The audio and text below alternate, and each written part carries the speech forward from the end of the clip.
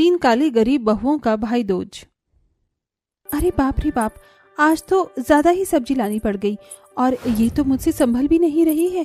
दोनों हाथों में दर्द हो गया है, थोड़ी देर यहीं रुक जाती हूँ। ये बोलकर सोनिया वहीं रुककर सब्जी का थैला साइड में रख देती है। तभी उसकी सब्जियों के दोनों थैलों को केशव आगे आकर पकड़ लेता है। अरे केशव भैया, आप रहने दीजिए, मैं कर लूंगी। अरे नहीं नहीं दीदी, मैं उठा लेता हूँ। वैसे भी आमने सामने ही तो घर है, साथ में चलते हैं। ठीक है केशव भैया। फिर केशव उसका सामान उठाकर घर तक छोड़ देता है। दरअसल केशव उसके घर के सामने ही रहता था और वो बहुत अच्छे दिल का हेल्पफुल इंसान था। तभी सोनिया के आते ही उसकी जेठानी नताशा कहती है, अरे सोनिया, तुम आ गई, चलो अच्छा है। देखो खाना मैंने बना दिया है, अब हमें दुकान पर चलना चाहिए। दीपिका हमारा इंतजार कर रही होगी, उसने कुछ खाया भी नहीं है। ठीक है दीदी, पर आपने माँ जी को खाना खिला दिया क्या? अरे तुम दोनों मेरी चिंता मत करो, खा लिया मैंने खाना। दीपिका दुकान पर अकेली होगी, उसके पास चले जाओ और दुकान में जो पूजा का सामान खत्म हो गया हो उसे भी भरवा देना।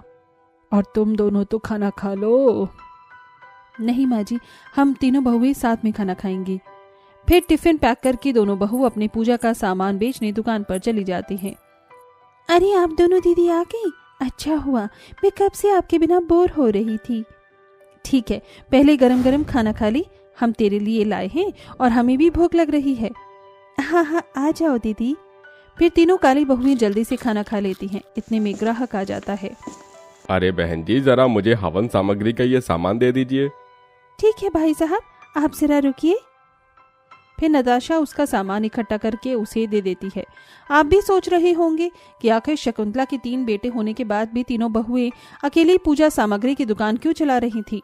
क्योंकि शकुंतला के तीनों बेटे निकम्मे और 1 नंबर के नशेड़ीबाज थे, जो हमेशा नशे में धुत रहते थे और अपने काम पर बिल्कुल ध्यान नहीं देते थे। शाम हो जाती है, तीनों बहुएं अपने घर लौट जाती हैं। खाना बनाने में उन्हें समय लग जाता है और तीनों के नशेड़ी पति गोपाल, सुमित, राजीव आकर कहते हैं, भूख लगी है मुझे। हाँ, भूख लगी है। नताशा, नताशा, खाना लाओ। दीपिका, दीपिका, अरे कहाँ मर गई दीपिका? मुझे भूख लग रही है, शाही पनीर बना मेरे लिए। चलो चलो लेकर आओ, बहुत भूख लगी है। मुझे अभी खाना बनाने में थोड़ा समय लगेगा। साला मेरी जोरू ने तो मुझे आवाज ही नहीं दी अभी तक। सोनिया! अजी क्या बात है, क्यों पूरे घर को सर पर उठा लिया है? आपने खाना बनने में अभी टाइम है। क्या टाइम है अभी? इसका मतलब हम तीनों भूखे मर जाएं? तुम तीनों से इतना काम भी नहीं होता। अभी बताता हूँ तुझे। ये कहते ही सुमित अपनी पत्नी के बाल खींच लेता है और दोनों जेठानी भी अपने पति को पानी देती हैं। तो वो उसके हाथ से गिलास फेंक देते हैं और हाथ मरोड़ देते हैं। छोड़िए छोड़िए मुझे, ये आप क्या कर रहे हैं? हाथ में दर्द हो रहा है। सुमित जी छोड़िए मुझे, आप छोड़ दीजिए, मेरे साथ ऐसा कैसे कर सकते हैं? देख, ऐसे कर सकता हूँ। भगवान के लिए छोड़ दीजिए, मुझे बालों में दर्द हो रहा है। ये नशे में धुत होकर आप तीनों जो हम तीनों पर अत्याचार करते हैं, ये बिल्कुल ठीक नहीं है। कितनी बार बोला है, ये पीना छोड़ दीजिए। हमें ऐसी तकलीफ देकर आपको कुछ हासिल नहीं होगा। ज्यादा बकवास ना कर। तीनों पति अपनी पत्नियों को टॉर्चर कर रहे थे कि तभी शकुंतला आकर अपनी बहुओं को बचाती है। अरे तुम तीनों का दिमाग सड़ गया है क्या? क्या कर रहे हो? यूं अपनी पत्नी पर हाथ उठा रहे हो, ऊपर से पीकर आए हो। कितनी बार बोला है मत पिया करो। तुम तीनों घर तो संभाल नहीं सकते, कम से कम तुम्हारी पत्नियां घर भी संभाल रही हैं, घर का खर्चा भी देख रही हैं। देखो देखो, हमारी माँ हमारी नहीं, इनकी माँ हो गई है अब। शकुंतला अपने बेटे को एक थप्पड़ मारती है। उससे पहले तीनों बेटे बेहोश हो जाते हैं। बदतमीज कहीं के। बहुओं तुम रो नहीं, मुझे तो समझ नहीं आ रहा कि मेरे बेटे ऐसे क्यों हो गए हैं। मुझे तुम तीनों पर गर्व है, पता नहीं कैसे तुम तीनों सह लेती हो। बस सह लेती है माँ जी। दिन गुजरते हैं पर तीनों पतियों का व्यवहार अपनी पत्नियों के लिए बिल्कुल नहीं बदलता। वहीं शाम को तीनों पानी की कैन बाहर से उठाकर घर में रख रही होती हैं तो उनसे उठती नहीं है। फिर केशव आकर उनकी हेल्प करता है। अरे भैया, आप कैसे इस वक्त आ गए हो जब हमें मदद की जरूरत पड़ती है? अरे कोई बड़ी बात नहीं है दीदी, मेरे लिए तो आसान है ये सब। थैंक यू भैया। दीदी एक बात पूछूं, बुरा ना मानो। कल आपके घर से बहुत रोने चिल्लाने की आवाज आ रही थी, आप ठीक तो हैं? हाँ हाँ ठीक है, हमें क्या होगा, कुछ सामान गिर गया था, हाथ से वो आवाज थी। कुछ दिन बाद तीनों पति फिर शराब पीकर किसी न किसी बात पर अपनी पत्नियों को मार रहे थे कि केशव बालकनी से देख लेता है और बचाने के लिए चला आता है। अरे राजीव भाई, आप ये क्या कर रहे हैं? आप तीनों को शर्म आनी चाहिए अपनी पत्नी पर हाथ उठाते हुए। छोड़िए इनका हाथ। अबे साले, तू कौन होता है हमें कुछ कहने वाला? हम अपनी पत्नियों के साथ कुछ भी करें? और तेरी हिम्मत कैसे हुई घर में घुसने की? चल निकल यहाँ से। केशव भैया। तभी केशव उन तीनों के हाथों से तीनों बहुओं का हाथ छुड़वाकर उन्हें कमरे में बंद कर देता है। शुक्रिया भैया, आपने हमें बचा लिया। आज तो माँ जी भी नहीं थी यहाँ पर। मैंने अक्सर पहले भी देखा है, ये तीनों आप तीनों को बहुत टॉर्चर करते हैं। मैंने कभी कुछ कहा नहीं, पर आज मैं देख नहीं पाया। आप मेरी बहन की तरह हो, क्यों सहती हैं आप अपने पति का ये अत्याचार? इसके अलावा हम कर भी क्या सकते हैं? तीनों पति नशे में धुत अपनी पत्नियों को देख रहे थे कि केशव ने कैसे उनका हाथ पकड़ा था और उनके चोट पर मरहम लगा रहा था। इसी वजह से तीनों पति अपनी पत्नियों के ऊपर शक करने लगते हैं और जब आंखों से उसे अपनी पत्नियों की मदद करते हुए देखते हैं तब और भड़क जाते हैं। गोवर्धन पूजा का दिन था। तीनों भाई पूजा करने की जगह उस दिन भी शराब पी लेते हैं। अजी, आज पूजा के दिन तो आप नशा न करते, पूजा करनी है आपको। चलिए तीनों। हम नहीं आएंगे, जो करना है कर ले कलूटन। तीनों काली बहुएं अपने पतियों को पूजा करने के लिए फोर्स करती हैं तो वो तीनों उन पर फिर से हाथ उठाते हैं और घर से बाहर निकाल देते हैं। अरे निकल जाओ इस घर से, समझी? जब देखो उस केशव के साथ चिपकी रहती है।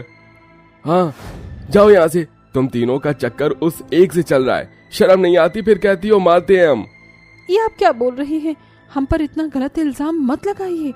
हाँ, वो हमारे भाई की तरह है। हमें दीदी। अरे चुप करो, और माँ तुम तो बीच में मत ही आना। तभी तीनों भाई उन तीनों के मुंह पर दरवाजा बंद कर देते हैं। तीनों बहू घर के बाहर बैठकर रोती हैं। इतने में सुबह केशव देखता है। अरे आप तीनों दीदी फिर से रो रही हो, और आज के दिन आपके पतियों ने फिर से आप पर हाथ उठाया है ना?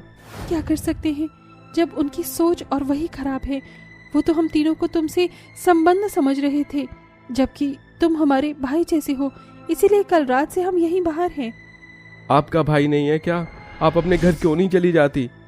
कोई भाई नहीं है हमारा, और जो चाचा बुआ के भाई हैं वो हमसे दूर भागते हैं क्योंकि हम इतने काले बदसूरत जो हैं। काश कोई हमारा भाई होता जिसके साथ हम भाई दूज मनाते हैं। मैं हूं ना दीदी, अब से मैं आप तीनों का भाई हूं। आप रक्षाबंधन भाई दूज मेरे साथ ही मनाना। चलिए कर दीजिए मेरा तिलक। मेरे लिए आप जैसी भी हो बहुत अच्छी हो। मेरे लिए रूप रंग कुछ मायने नहीं रखता। सच में तुम दिल की बहुत अच्छी हो केशव। फिर तीनों काली बहनें केशव के हाथ पर कलावा बांधकर उसके माथे पर तिलक करती हैं और नारियल देकर भाई दूज की रस्म पूरी करती हैं। तभी केशव भाई होने के नाते उनके पतियों को समझाने जाता है। तुम तीनों को जरा सी भी शर्म नहीं है? अपनी मासूम पत्नियों पर हाथ उठाते हो। अरे तुम्हारे लिए खाना बनाती है, तुम्हारा घर संभालती है, बीमार पड़ जाते हो तो बुखार भी वही उतारती है, अपने हाथ से खाना खिलाती है। इतनी सेवा तुमने भी कभी नहीं की होगी जितना तीनों दीदी ने मिलकर की है। कि तुमने उनके साथ ऐसा क्यों किया? और गलत मत समझो, मैं उनका भाई हूँ, इससे ज्यादा कुछ भी नहीं। और एक बात और मैं आपको बता दूं, आज के बाद तीनों दीदी को हाथ लगाया तो मुझसे बुरा कोई नहीं होगा। माफ कर दे भाई, हमसे गलती हो गई। हमें अपनी पत्नी की वैल्यू समझ में आ गई। तुम तीनों हमें माफ कर दो। हाँ, माफ कर दो। ठीक है। शुक्र है बेटा, तुमने समझा दिया इन्हें। इस तरह तीनों पतियों को अपनी पत्नियों की कदर हो जाती है। वो उनके साथ खुशी खुशी रहने लगती हैं और तीनों बहनों को भी अपना प्यारा भाई मिल जाता है, जिसके बाद वो हमेशा भाई दूज मनाती हैं। मीना रसोई में खड़ी होकर रो रही होती है। सगी होने के बावजूद भी सब लोग मेरे साथ ऐसा कर रहे हैं, और मेरी ताऊ की लड़की से सब लोग इतना प्यार करते हैं। मैं काली हूँ, इसलिए मुझे कोई नहीं पूछता। मेरे साथ ऐसा क्यों हो रहा है भगवान? तूने मुझे काला क्यों बनाया? मीना अपने आप से बात करते हुए ऐसा बोल ही रही होती है कि तभी वहां पर उसकी माँ आती है और कहती है, अब तक क्या कर रही हो तुम? तुमसे अभी तक सेवई भी नहीं बनाई गई। जब देखो काम चोरी करती रहती हो। बस माँ तैयार है, थोड़ी ही देर में लेकर आती हूँ सबके लिए। मीना थोड़ी ही देर में सभी के लिए सेवई लेकर आ जाती है। जहां पर उसके ताऊ की लड़की, जो कि रंग रूप में बहुत ज्यादा सुंदर और गोरी होती है, वो मीना के भाई के साथ भैया दूज मना रही होती है। ये लो, तिलक भी लगा दिया, नारियल भी दे दिया। अब मुझे मेरा नेक दो भाई दूज का। और आप मेरे लिए क्या तोहफा लेकर आए हो? अरे मेरी प्यारी बहन, ये देख, मैं तेरे लिए कितनी प्यारी ड्रेस लेकर आया हूँ, और साथ में ये चॉकलेट का डिब्बा भी, ये मिठाई, ये कुछ पैसे, तुम इससे कोई चीज खा लेना। सुजीत ऐसा कहकर अपनी गोरी बहन को बहुत सारे तोहफे, चॉकलेट का डब्बा और पैसे दे देता है। ये सब देखकर उसकी काली बहन मीना उसके पास आकर कहती है, भैया, मैं भी नारियल लेकर आ जाऊं? मुझे बेशक आप नेक मत देना, बस मेरे हाथों से भाई दूज करवा लो। मुझे भी आपके साथ भाई दूज मनाना है। मेरे पास टाइम नहीं है, मुझे अभी ऑफिस के लिए निकलना है। चलो मैं जा रहा हूँ। माँ, आज मेरे ऑफिस में बहुत सारा काम है, बहुत ज़रूरी मीटिंग भी है। ये कहकर सुजीत वहाँ से चला जाता है और अपनी काली बहन से एक लफ्ज़ भी नहीं कहता, जिसके चलते बेचारी मीना को बहुत बुरा लगता है और वो रोते हुए घर के कामों में लग जाती है। पता नहीं क्यों मेरा भाई मुझे पसंद नहीं करता। मेरा भाई क्या, इस घर में कोई भी मुझे पसंद नहीं करता। यहाँ क्या कर रही हो खड़ी हुई? जाओ जरा जाकर मेरे नहाने का पानी गर्म कर दो, मुझे पार्टी में जाना है। पूर्वी, तुम अपने सारे काम मुझसे करवाती हो, तुम खुद भी तो अपने काम कर सकती हो। मीना, अगर तुम पूर्वी का काम कर दोगी तो क्या घट जाओगी? अरे तुम्हारी छोटी बहन है और ऊपर से इस बेचारी के माता पिता कोई नहीं है, तुम्हें इसका ख्याल रखना चाहिए। लेकिन तुम हो कि तुम्हें तो जरा भी परवाह नहीं है। तुम इतनी पत्थर दिल कैसे हो सकती हो? लेकिन माँ, लेकिन कुछ नहीं। पूर्वी ने जो कहा है उसकी बात सुनो और वही करो जो वो कह रही है। ठीक है माँ, अब जैसा कहती है मैं वैसे ही करूंगी। मीना चुपचाप जाकर अपनी छोटी बहन के लिए पानी गर्म करने के लिए लगा देती है। उसे अपनी माँ का ऐसा बर्ताव बहुत बुरा लगता है, लेकिन वो कुछ भी कर नहीं पाती। ऐसे ही वो अपनी छोटी बहन के अत्याचारों को सहन करती रहती है। जैसे जैसे वक्त बीतता है, पूर्वी बेचारी मीना को और भी ज्यादा ताने सुनाने लगती है। पूरे घर में सिर्फ और सिर्फ तुम ही काली कलूटी हो। अरे तुम तो इन लोगों से मैच भी नहीं होती। और मुझे देखो, मैं ताऊ की लड़की होने के बाद भी तुम्हारे भाई सुजीत से कितना मैच करती हूँ। हम दोनों भाई बहन की तो शक्ल भी एक दूसरे से मिलती है। देखो पूर्वी, शक्ल मैच होने से क्या फर्क होता है? भाई बहन का रिश्ता अटूट होता है और एक दूसरे के लिए प्यार प्रेम होना जरूरी है। तुम और तुम्हारी फालतू की बातें मेरी समझ से तो बाहर है। मैं तो जा रही हूँ अपने दोस्त से मिलने। पूर्वी ऐसा कहकर घर से निकल जाती है और अपने दोस्त राहुल से कहती है, अरे वो काली कलूटी इस घर से निकल जाए तो अच्छा होगा। मुझे वो बहुत खटकती है मेरी आंखों में। उसकी नजर हमेशा मेरे ऊपर ही होती है। तुम्हें पता है ना, बहुत मुश्किल होती है मुझे घर से चोरी करने में। तुम तो छोटी मोटी चोरी करके ही मेरा भला करते जाओ, मेरे लिए इतना ही काफी है। आज क्या लेकर आई हो? मेरी माँ के झुमके लेकर आई हूँ, अभी बनवाए हैं, सोने के हैं, अच्छे खासे बिक जाएंगे और तुम्हारा कुछ दिन का गुजारा हो जाएगा। अरे ये तो बहुत ही अच्छी बात है। तुम्हारे जैसी गर्लफ्रेंड हो ना तो क्या बात है। आ मेरी जान, गले लग जा। राहुल अपनी गर्लफ्रेंड पूर्वी को गले से लगा लेता है। पूर्वी उस घर में केवल फायदे के लिए रह रही होती है, उसे उन लोगों से कोई रिश्ता नहीं था। ऐसे ही धीरे धीरे कुछ वक्त बीत जाता है और वो घर से छोटी मोटी चीजें चोरी कर करके अपने बॉयफ्रेंड को देती रहती है। तो वहीं मीना जितना भी अपने भाई से बात करने की कोशिश करती है, वो उसे हमेशा इग्नोर करता रहता है। भैया, मैंने आपके लिए लंच बॉक्स रेडी किया है, ये लीजिए। आपकी पसंद की सारी चीजें इसमें पैक की है। तुम्हें मना किया था ना, मेरे लिए कुछ भी करने की जरूरत नहीं है, लेकिन तुम होगी मेरी बात को अनसुना कर देती हो। आज तो तुमने मेरे लिए लंच पैक कर दिया, लेकिन आइंदा मेरे लिए ये सब करने की कोई जरूरत नहीं है। मेरे लिए तुम मेरी कोई बहन नहीं हो। अपने रंग रूप को देखा है? और मुझे देखो, तुम्हारे जैसी काली कलूटी लड़की कभी मेरी बहन नहीं हो सकती है, कभी नहीं, किसी हालत में नहीं हो सकती है। सुजीत ऐसे कड़वे बोल बोल कर वहां से चला जाता है। इस बात का बेचारी मीना को बहुत बुरा लगता है और वो रोती रह जाती है। देखते ही देखते कुछ वक्त और बीत जाता है और दोबारा से भैया दूज आ जाता है। इस बार भैया दूज पर मैं अपनी बहन को डायमंड का नेकलेस दूंगा, उसे बहुत पसंद आएगा। सुजीत डायमंड शॉप से अपनी बहन के लिए डायमंड नेकलेस ले जाता है, जिसके बारे में वो ना तो अपनी माँ को बताता है और ना ही अपनी बहन को। जब वो घर पर लौटता है तो वो उसे अपने कमरे में रख देता है, जो कि छुपकर पूर्वी देख लेती है। अच्छा, तो ये बात है, भैया ने यहाँ पर डायमंड का नेकलेस रखा है। ये तो बहुत अच्छी बात है, अब तो बहुत मजा आ जाएगा। ये डायमंड का नेकलेस चुराने के बाद तो मैं यहाँ से कुछ दिनों में ही फरार हो जाऊंगी अपने बॉयफ्रेंड के साथ। पूर्वी उस रात चुपके से अपने भाई के कमरे से उस डायमंड के नेकलेस को चुरा कर ले जाती है और रात के समय अंधेरे में ही अपने बॉयफ्रेंड राहुल को डायमंड का नेकलेस देते हुए कहती है, ये देखो राहुल, कितने महंगे हैं, तुम्हें पता भी है। अरे अब तो हमारी लाइफ सेट हो जाएगी, हमें कुछ भी करने की जरूरत नहीं पड़ेगी। बहुत अच्छे, तुमने तो बहुत बड़ा हाथ मारा है। अब हमें किसी चीज की जरूरत नहीं पड़ेगी। चलो, मैं ये डायमंड का नेकलेस लेकर जाता हूँ। मैं तुमसे कल मिलूंगा। अरे, कल तो भैया दूज है। कोई बात नहीं, तुम भैया दूज मना लो, उसके बाद मिलते हैं। राहुल ऐसा कहकर डायमंड का नेकलेस ले जाता है, जिसके बाद पूर्वी वापस अपने घर लौट आती है, जहां वो आराम से आकर सो जाती है। अगले दिन जब सुबह होती है तो सुजीत को डायमंड का नेकलेस नहीं मिलता। यहाँ मैंने डायमंड का नेकलेस रखा था, कहीं दिखाई नहीं दे रहा। माँ, कहीं आपने देखा क्या? नहीं बेटा, मैंने कोई डायमंड का नेकलेस नहीं देखा। तूने मुझे बताया ही नहीं कि तू डायमंड का नेकलेस लेकर आया है। कहीं ये सब उस काली कलूटी मीना का काम तो नहीं है? वैसे भी वो मुझे बहुत चोट्टी रखती है।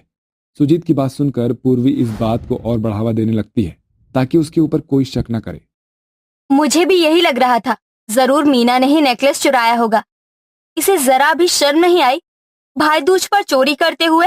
सभी लोग मीना के पास जाकर उससे डायमंड का नेकलेस मांगने लगते हैं, लेकिन मीना हर बार एक ही बात कहती है, आप लोग ये कैसी बातें कर रहे हो? क्या मैं आप लोगों को चोर नजर आ रही हूँ? एक लड़की भला अपने घर में ही चोरी करेगी? सुजीत अपनी बहन मीना के बाल जोर से पकड़कर कहता है, अगर मुझे डायमंड का नेकलेस नहीं मिला ना, तो मुझसे बुरा कोई नहीं होगा। बहुत हो गया। वैसे भी मुझे इसकी शक्ल पसंद नहीं है। इसकी जल्दी से शादी करके यहाँ से रफा दफा करो इसे। ऐसा कहकर सुजीत अपने कमरे में चला जाता है। वो अपने लैपटॉप पर कुछ जरूरी काम कर रहा होता है। तभी उसके लैपटॉप में सीसीटीवी कैमरा अपने आप ओपन हो जाता है, जहां वो रिकॉर्डिंग देखने लगता है, जिसमें पूर्वी डायमंड चुराते हुए दिखाई पड़ती है। ये मैं क्या देख रहा हूं? मैंने ऐसा कभी नहीं सोचा था कि ये काम पूर्वी कर सकती है। तभी सुजीत के पास पूर्वी आती है और भैया दूज मनाने लगती है। सुजीत पूर्वी से कुछ कह नहीं पाता। तभी वहां मीना भी आ जाती है और रोते हुए कहती है, भैया, मुझे इस बार तो भाई दूज करने दो। वैसे भी अब तो आप मेरी शादी करके मुझे यहाँ से भेज ही दोगे। एक आखिरी बार मैं अपने भाई के साथ भाई दूज मनाना चाहती हूँ। चली जाओ यहाँ से, चोरनी कहीं की। तुम एक चोर हो, तुम्हारी चोरी पकड़ी गई, और उसके बाद भी तुम भाई दूज करने के लिए भैया के पास आई हो। जाओ, निकलो यहाँ से। पूर्वी के मुंह से ऐसी बात सुनकर सुजीत उसके मुंह पर एक जोरदार तमाचा मारता है और उसे सीसीटीवी कैमरा दिखाता है। मैंने तुमसे ऐसी उम्मीद कभी नहीं की थी। तुमने खुद चोरी की और इल्जाम इस बेचारी के ऊपर डाल दिया। और तुम मेरी बहन नहीं हो सकती हो, तुम खुद एक चोरनी हो। जाओ, चली जाओ यहां से, और अपनी शक्ल मुझे कभी मत दिखाना। सुजीत के कहने पर पूर्वी वहां से चली जाती है, जिसके बाद सुजीत अपनी बहन मीना के साथ पहली बार भाई दूज मनाता है और उससे माफी भी मांगता है। जिसके बाद सुजीत अपनी बहन मीना को बहन का दर्जा देता है और उसके साथ खुशी खुशी रहने लगता है।